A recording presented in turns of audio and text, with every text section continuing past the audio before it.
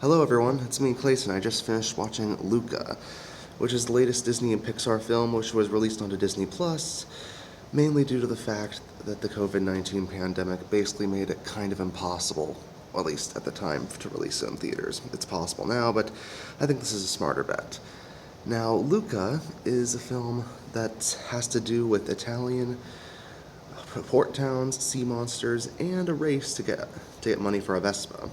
It's a little bit of an odd combination, to be sure, but as far as coming of age stories go, I think it works out, even if it does feel like Pixar playing it safe a little bit. Let's get to the story, shall we?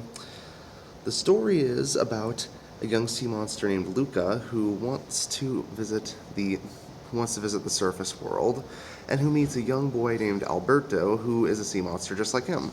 So the two of them manage to have some fun in Italy, until they figure out that there's this competition that could give them enough money to get a Vespa, because both of them believe that getting a Vespa will allow them to live on their own in peace and in freedom.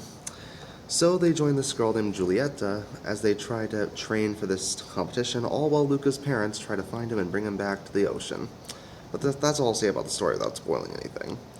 The story is very much a coming-of-age story mixed in with a competition, and honestly, given the pace that it goes, considering that the film is rather short at only about an hour and a half, it works out well when it comes to this film's pacing and when it comes to building the relationship between Luca and Alberto. Even if it does feel a little bit directionless at the beginning. It is fun to see Luca and Alberto bonding, but it does feel like there's not much story at the first third of the film when it comes down to it, other than just introducing us to our characters and getting us to the town of Porto Rosso. But when they meet Giulia, and when we get introduced to the main villain, Ercole, the film does perk up a little bit, even if Ercole really is not an interesting villain. He's basically just this arrogant blowhard who thinks he's the best Vespa rider in town, and that's kinda it. I mean, when you think of other Disney and Pixar villains, Ercole is just kinda bland to me. Though Julia is a pretty fun character, and she has a great chemistry with the boys, and I think she's just fun. So's her father, that only has one arm. And the fact that he was born with only one arm is actually kind of interesting. The voice acting is also great too.